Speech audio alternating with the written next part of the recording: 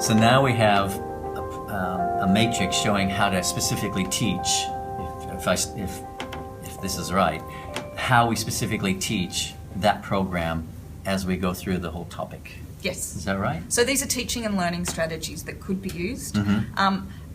I don't like to be prescriptive in what I get my teachers to teach in their classroom. I think it's very much based on personality. It's based on the people that are in the room, students and teachers.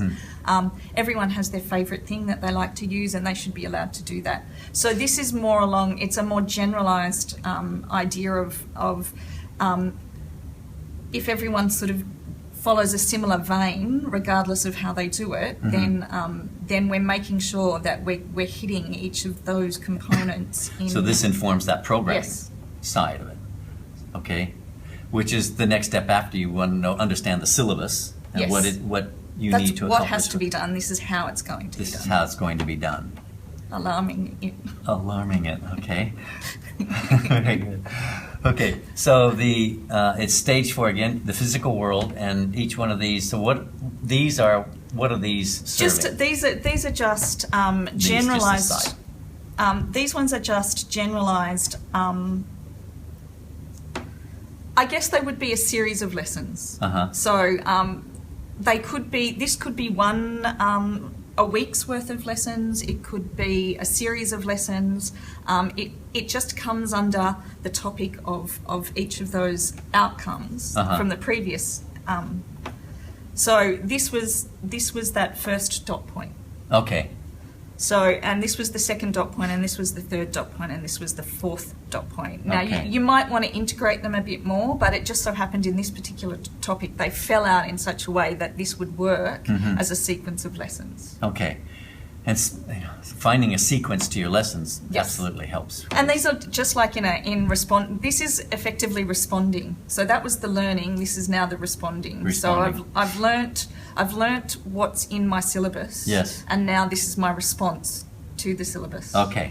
And each of these is effectively a paragraph. So it's a series of lessons that will lead, that will cover those outcomes. Got you. Okay. And again, we're following how deep you want to go. So so we can actually see where the teacher is involved and where the student is involved.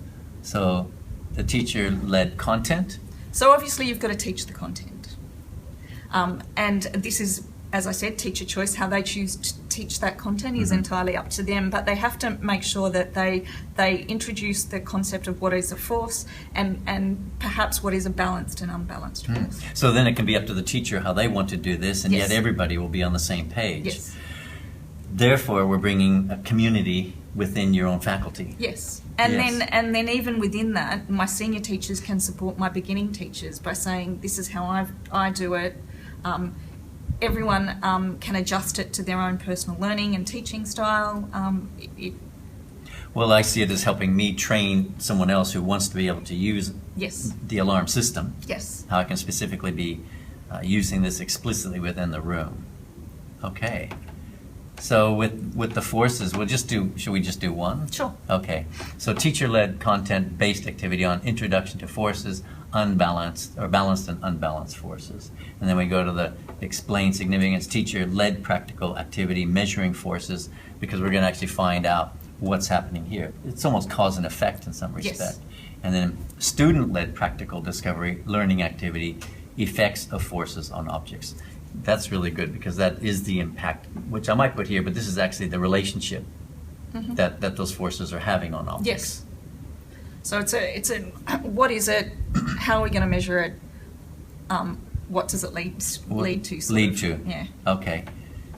And then forces in action, I notice you carry... Well, this is actually, I got that wrong. This is the first two dot points combined. Okay. Because they were the lower level ones, they were the content ones, and you could actually put them together in that series of lessons. This is the third dot point, syllabus dot point. Okay. Do you find sometimes with your syllabus, and I think in looking at the syllabuses of other subjects, sometimes the dot points don't seem to match. Like they don't seem to lead one to another. Does this help bring some kind of alignment It does. with that? It does. It makes it easier to see the links. But also, on the other side, when the syllabus was written by human beings who were under pressure, and sometimes there's gaps. Yes. And there's what I call hidden content. And you may find when you do this, that this section is actually blank because the syllabus doesn't ask you to do that, but you can't get to there without teaching here. So that is your hidden content that you have to add and teach as part of this.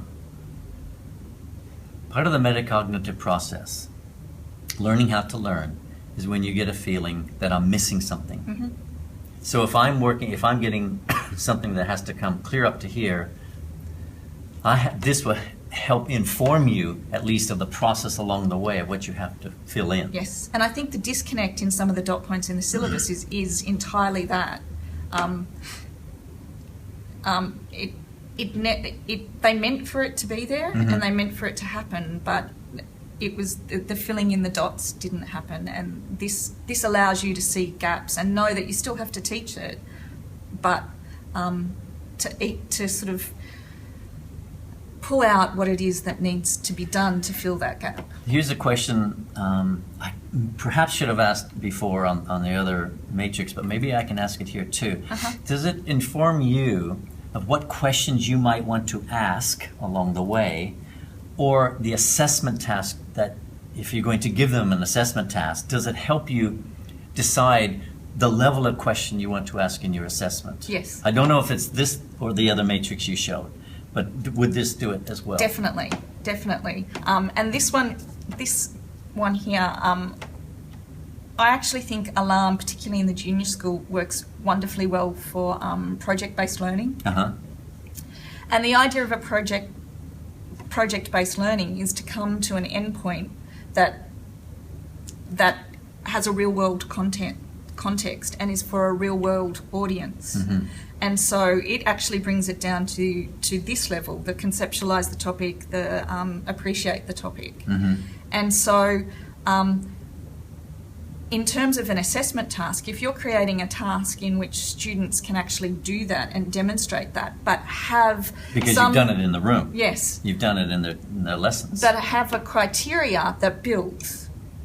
So this effectively could become your marking criteria, the steps you take in this, because it informs what they need to put in their assessment task. Actually, like a marking guideline, I can guide their learning or guide their approach to responding. One of the problems we had when we first implemented project-based learning in science is they tended to focus on how they were delivering the message and not the content of the message. So their projects were very light on the science content and very heavy on the let's make a newscast and pretend we're reporters. Yes. So they were wonderful and they were good and they were engaging, and we had an increase in people handing in assessment tasks from 25% non-compliance to about 1% non-compliance, which were essentially our serial non-attenders that didn't do the assignment. But it was light on this content. But by developing this within class, where you even provide the students with this, and that this becomes part of your assessment criteria, which you hand to the students, it's a way of then getting them and I haven't tested this yet. That's next step. Yes. It's a way of that's our next video, by the way. Okay. It's a way of getting them to engage in the content and include the content in their project-based tasks. Wow. They should feel more confident if they're just following a pattern then. Yes. Okay. So I'll come down to here. When you so you've done all the evaluating. You come down to this critically evaluate assessment. Teacher and peer feedback. Informal and formal assessment can be delivered from the following activities. So research, discussion, graph, first-hand investigation, PBL activity. Okay, so this would be the summation, the summative movement from all of this. So these two dot points, when I looked at it, the idea of that friction in action also combined very well with that first matrix that we did on working scientifically. Yes. So the content was then put into a first-hand investigation that not only hit the content and the higher order thinking, but also hit the working scientifically development as well. So this has a dual purpose in taking them on a working scientifically journey. So that is something that you might explicitly teach, depending on your scope and sequence. You need to explicitly teach the skills of working scientifically. Yes. So what are you explicitly going to teach them, or what do they already know? But it's also a way of teaching the content through a first-hand investigation. And when they're linked together, that can be used as a very powerful assessment of what they know and what they know how to do. See, I'm interested also, that's fantastic. I'm interested in them being cognizant of where they are while they're learning. Or I'm interested in that the teacher knows Yes. where I am as a teacher while I'm delivering this. That's why when I started this, I got very excited about it, because it does clearly show a teacher where what level they're at when they address that. When they address it. Okay. As I was saying so many times, the dot points, how do we bring the dot points even of a whole syllabus together to bring about a concept of a topic? So the beautiful thing about a syllabus Yes. is that it gives you what came before and what comes after. And now that particularly New South Wales has catered 10 syllabuses, you have a very strong sense of that continuum of knowledge and that continuum of skill. So I thought conceptualise the topic, and I'm not sure, this is my quandary, does this belong here, or does it belong in the previous matrix? this could make a whole matrix on its own. Yes, we could do that. We could do a matrix on that too. Yes. It's interesting you brought it in here, because really the power of it is you're seeing how how I can scope and sequence from 12 back to 7, or from 7 to 12. You suddenly understand that when they come to us, this is stage 1 and 2. When they come to us in year 7, this is stage 4. When they come to us in stage 4, they should probably have already known this. Is that right? Yes. So that's assumed knowledge. Yes. But now I can scope and sequence.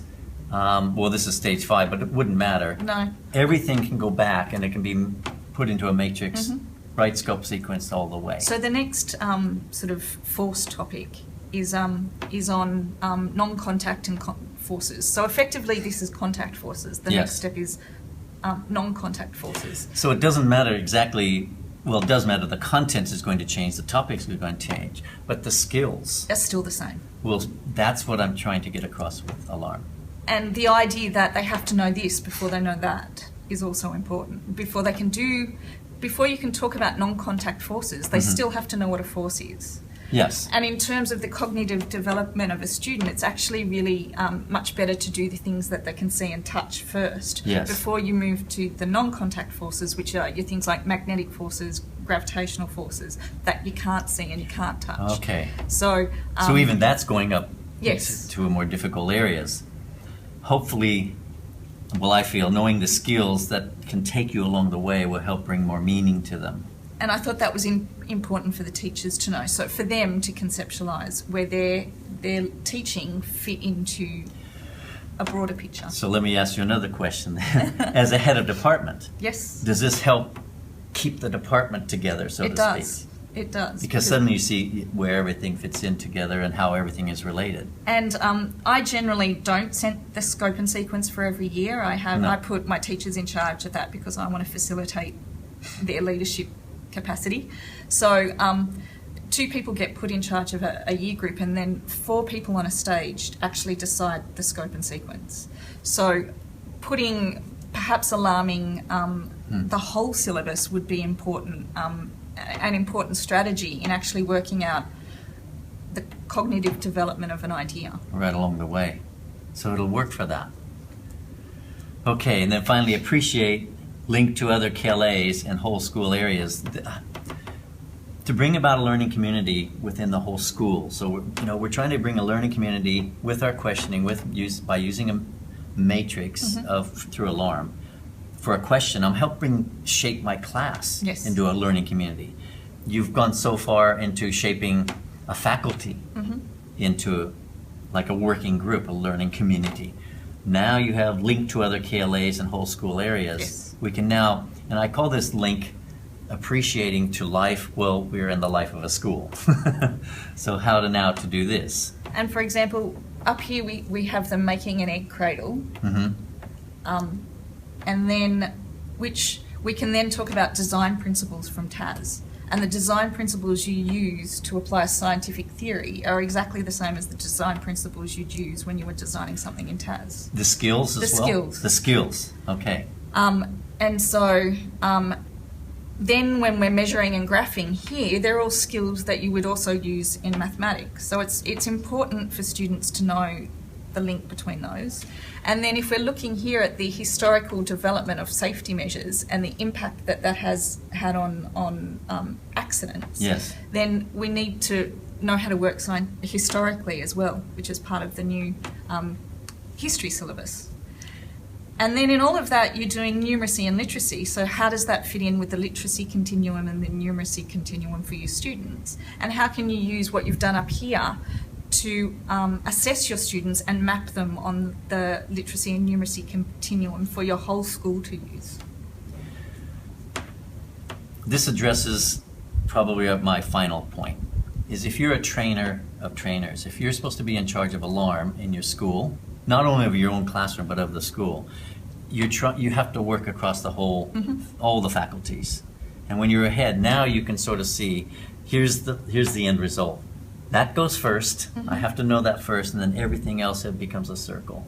So when you begin seeing how these skills, in a progressive manner, in a gradational movement, lead to learning at higher levels, then we see how it works through all subjects right across the board, right across the whole school. Okay.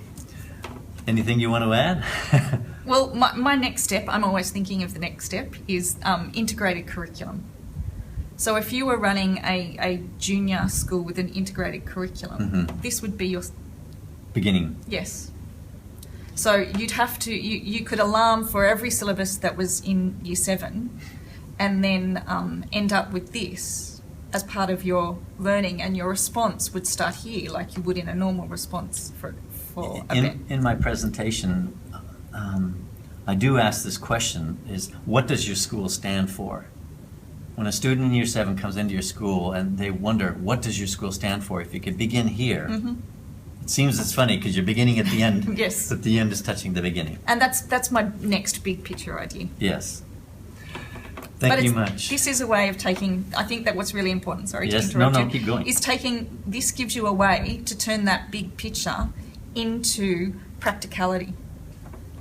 This is the practicalities of what you do in a classroom. Yes. And for a lot of teachers, there's a big disconnect between this big picture and what I do in my classroom. But there shouldn't be, because this big picture is informing this. Yes. Yes.